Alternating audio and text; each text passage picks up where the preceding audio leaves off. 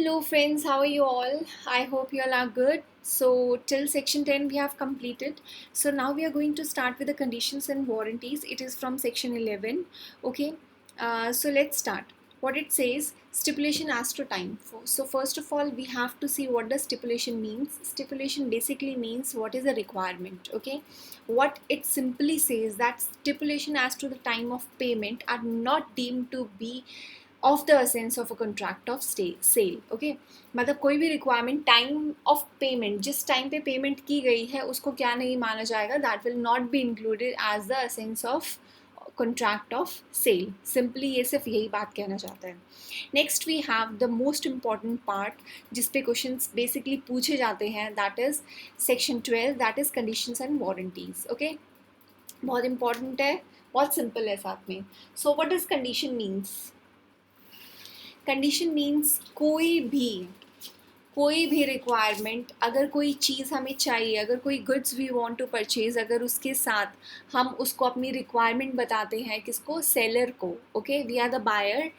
अगर हम सेलर को अपनी कंडीशन बताते हैं, अपनी रिक्वायरमेंट बताते हैं for what we are going to purchase that goods, okay, that is known as a condition.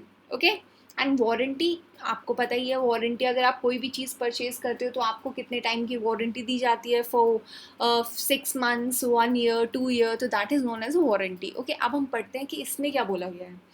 A stipulation in a contract. Okay, stipulation means requirement, कोई भी हमारी रिक्वायरमेंट है in a contract of sale with reference to goods. Okay, किसके regarding देते हैं? हम goods के regarding देते हैं। Which are the subject thereof may be a condition और अ वारंटी। तो ये क्या हो सकती है? या तो कंडीशन हो सकती है या वारंटी हो सकती है। ठीक है, कोई गुड के साथ हमें कोई भी हम गुड्स लेने जाते हैं उसके साथ क्या अटैच की जाएगी? एक तो कंडीशन होती है और एक वारंटी होती है। अब कंडीशन क्या होती है? सब क्लॉज 2 हमें बताता है, a condition is a stipulation essential to the main purpose of the contract.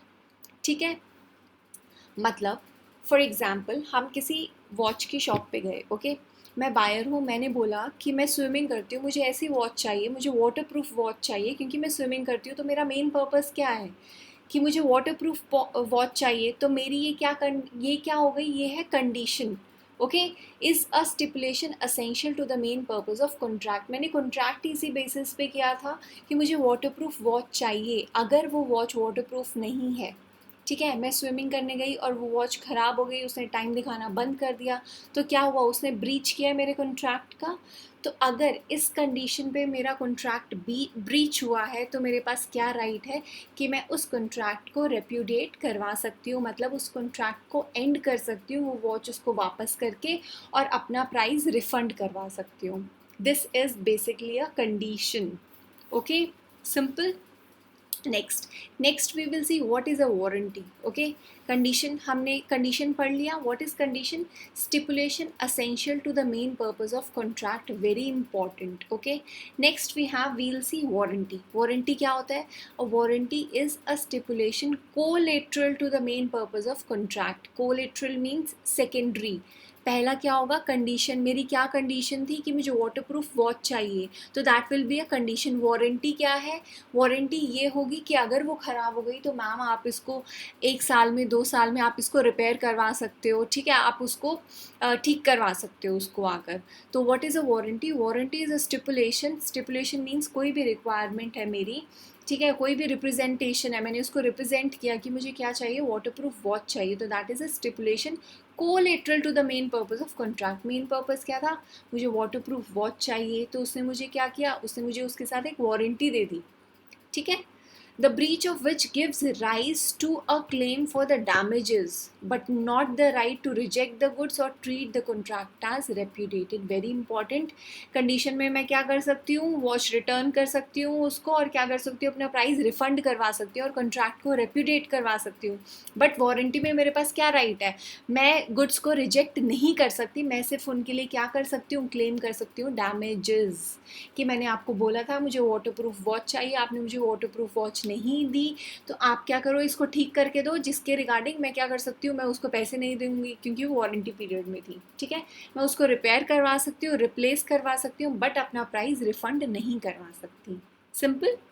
Okay, next, whether a stipulation in a contract of sale is a condition or a warranty depends in each case on the construction of the contract. A stipulation may be a condition though called a warranty in the contract. ठीक है, एक stipulation क्या हो सकती है, condition हो सकती है, though called a warranty in a contract, तो उसको क्या बोला जाएगा, warranty.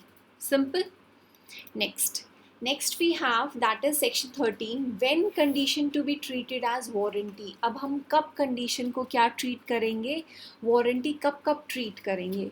ठीक है, so first of all condition warranty कब बन जाएगी, जब मैं क्या लेने गई, मैं वॉच लेने गई और मैंने उसको क्या बोला, मैंने अपना राइट ही वेव ऑफ कर दिया. ठीक है, मैंने उसको बोला चल भाई क्या कर, तू इसको ठीक करके दे दे और मैं यही वाला रख लूँगी.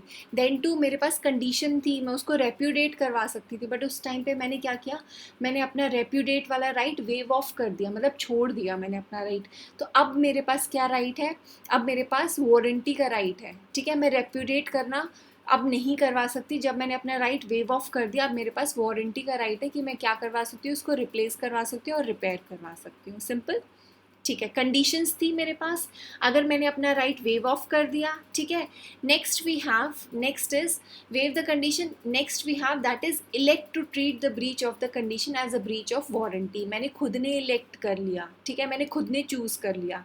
फॉर एग्जाम्पल मैंने ए को बोला मेरे घर पे 5 kg राइस आप भिजवा देना और ए ग्रेड के राइस होने चाहिए वो. ठीक है, सेलर ने क्या किया, सेलर ने मुझे बी ग्रेड के राइस भिजवा दिए जो कि 500 रुपीज़ पर केजी थी और वो 1000 रुपीज़ पर केजी थे. ठीक है, तो सेलर ने क्या किया कि मुझे बी ग्रेड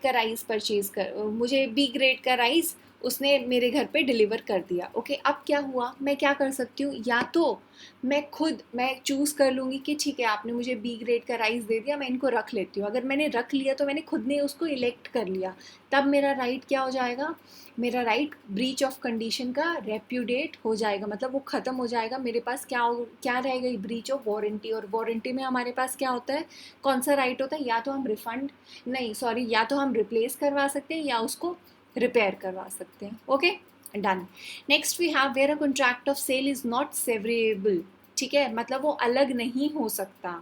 फॉर एग्जाम्पल मैंने ए ने बी के साथ कॉन्ट्रैक्ट किया कि मुझे सीमेंट चाहिए एंड मुझे ग्रिट्स चाहिए एंड मुझे डिफरेंट क्वालिटी ऑफ जो भी ब्रिक्स चाहिए. ठीक है, उसने क्या किया, सीमेंट और ग्रिट को उसने पूरा इकट्ठा करके भेज दिया. ओके, वो दोनों कंबाइंड थे. अब क्या हो गया, उसको सेपरेट तो नहीं कर सकते, तो इस चीज़ में क्या होगा कि कंडीशन को एज अ वारंटी ट्रीट किया जाएगा. Okay, simple, done. Next we have implied undertaking as to title. Implied मतलब कुछ चीज़ें इम्प्लाइड होती है कि जो बेच रहा है, जो सेलर है, हम क्या इम्प्लाइड लेके चलेंगे कि वो उसका ओनर है. ठीक है, उसके पास सारे राइट हैं और वो क्या करेगा, बायर को क्या देगा, enjoy quite possession of the goods. ठीक है, उसने अगर किसी को कोई चीज़ सेल की है तो वो क्या मानी जाएगी कि उस बायर के पास क्या है, क्वाइट पोजेशन है उस चीज़ का.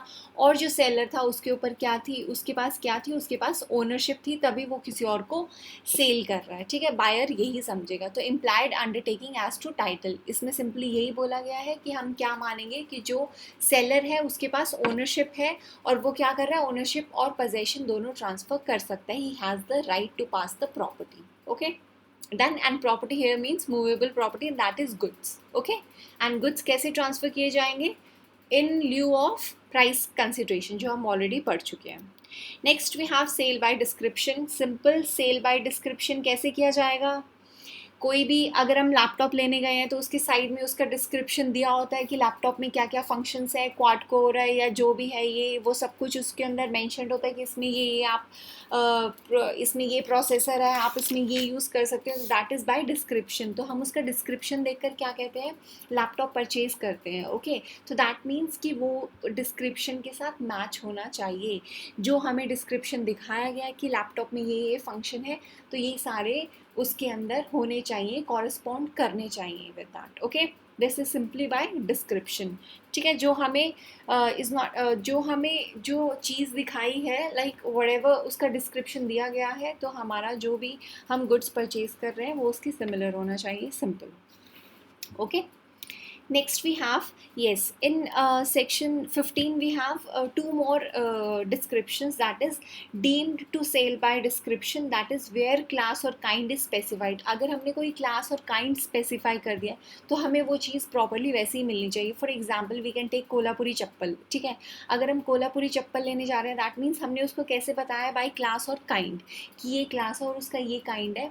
अगर हमने वो मेंशन कर दिया है तो हमें वो डिस्क्रिप्शन अगर हमने दिया है तो हमें वही प्रॉपर गुड्स वो सेलर सेल करेगा, ठीक है. Next we have by characteristics. Okay, अगर हमने कोई कैरेक्टरिस्टिक्स बताई है, फॉर एग्जांपल हमारे पास आईफोन, अगर हमें 7, 8, 9, X, XR कोई भी परचेज़ करना है तो हमने अगर उसकी कैरेक्टरिस्टिक बताई है कि हमें ये वाला फ़ोन चाहिए, आईफोन गोल्ड चाहिए, तो वो वही वाला हमें आईफोन देगा. तो that means by description.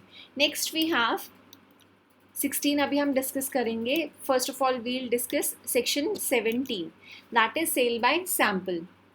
Okay, what does sale by sample means? That is a contract of sale is a contract for sale by sample. अगर कोई भी सैम्पल दिखाया गया है तो जो बल्क में जो है वो क्या होगा, उसके साथ मैच करना चाहिए. Okay, whatever there is in bulk वो क्या होगा, उसके साथ सिमिलर होना चाहिए, बल्क के साथ कॉरस्पॉन्ड करना चाहिए. Okay, simple. बी क्या कहता है, that the buyer shall have a reasonable opportunity of comparing the bulk with the sample. Okay, ऐसा नहीं हुआ कि मैंने 100 बॉटल्स ऑफ बिस्लेरी उन्होंने मुझे भेजा, ठीक है, मैंने ऑर्डर दिया एंड उन्होंने क्या किया, उसने मुझे सैम्पल तो कुछ और दिखाया बट मेरे घर पर डिलीवर कुछ और कर दिया और डिलीवर करते ही वो भाग गया. Okay, this should not be the thing.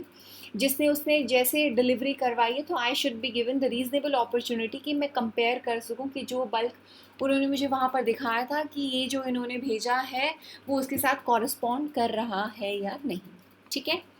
That the goods shall be free from any defect. Okay, और यहाँ कौन से डिफेक्ट की बात की जाती है, दैट इज़ लेटेंट डिफेक्ट, कि जो हमें देखकर पता ना चले. पानी तो इन्फेक्टेड था, ठीक है, क्लियर वाटर नहीं था, वो अनमर्केंटेबल था. ओके, तो would not be apparent on reasonable examination of the sample. ऐसा प्रोडक्ट नहीं होना चाहिए, ऐसे गुड्स नहीं होने चाहिए. तो वो क्या होने चाहिए, they should be free from any latent defect, जो मुझे दिखने से पता ना चले. Okay, simple. So let's see, we will see this implied conditions as to quality और fitness. okay, simple. इसमें हम कौन सी मैगजिम पढ़ते हैं, caveat emptor. So what is caveat emptor, कोई मुझे बता सकता है? Okay, that means let the buyer beware. Okay, मतलब जो परचेज कर रहा है उसकी लाइबिलिटी है कि वो चेक करे, वो ये मान के ना चले कि गुड्स की क्वालिटी एकदम फिट होएगी. ओके, वो उसकी responsibility, he has to check. Buyer को चेक करना पड़ेगा कि जो गुड्स उसने बोले हैं वही उसके पास है, आए हैं या नहीं. Okay, so this is implied condition as to quality, ठीक है. So let's discuss.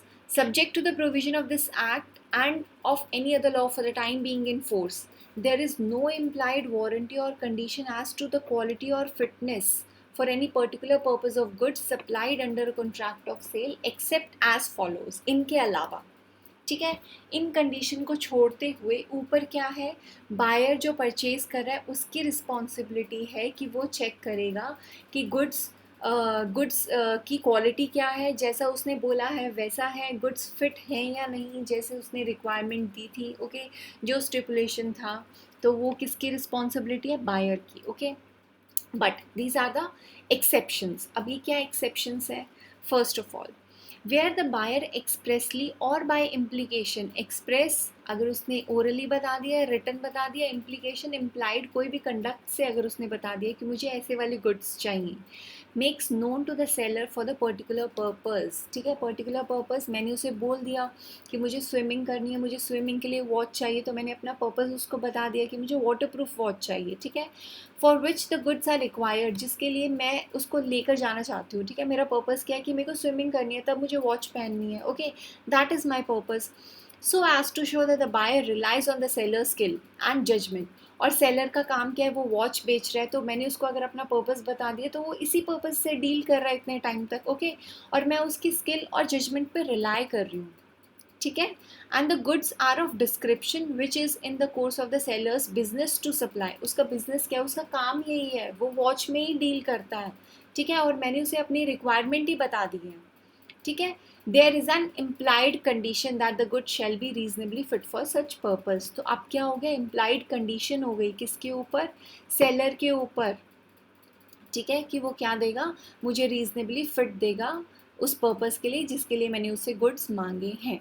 Next, provided that in the case of a contract for the sale of a specified article under its patent and other trade name, there is no implied condition as to its fitness for any particular purpose. Okay, कोई भी trade name है या कुछ और है तो वहाँ पर भी कोई implied condition नहीं होगी to its fitness for any particular purpose। अगर कोई और, ठीक है, फॉर एग्जाम्पल कोई भी नेस्कफ़े का कोई भी फ्रेंचाइजी है, वो क्या कर रही है, नेस्कफ़े का लेबल लगाकर मतलब फेक मिल्क अगर वो सप्लाई कर रही है, ठीक है, तो क्या हो रहा है यहाँ पर, उसके राइट्स किसके, ट्रेड नेम या पेटेंट के नाम पर वो परचेज कर रहे हैं, but actually what is that, वो नेस्कफ़े के नाम से सेल तो कर रहे हैं but that is not a Nescafe milk. तो इस केस में क्या होगा, यहाँ पर भी there is no implied condition as to its fitness for any particular purpose, ठीक है, यहाँ पर भी इम्प्लाइड कंडीशंस नहीं मानी जाएगी।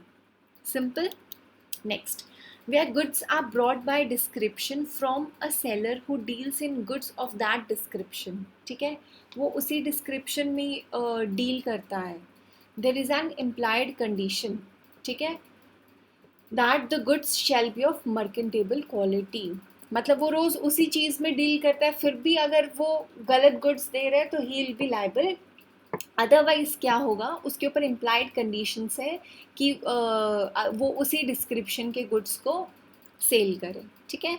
If the buyer has examined the goods, ये उसका प्रोविज़ो है कि अगर बायर ने एग्जामिन कर लिया है goods, there shall be no implied condition as regards defect with such examination ought to have repeat. Okay, अगर बायर ने एग्जामिन कर लिया, मैंने एग्जामिन करके भी ये देखा है कि नहीं गुड्स तो ठीक है, ठीक है, तो फिर लाइबिलिटी किसके ऊपर होगी, बायर के ऊपर होगी। ओके, मर्केंटेबल क्वालिटी है या नहीं, वो अगर मैंने चेक कर ली है, फिर डिफेक्ट किसका होगा, अगर कोई भी लॉस होगा तो बायर का होगा, सेलर का नहीं होगा। Okay, next, an implied warranty or condition as to quality or fitness for a particular purpose may be annexed by the usage of trade।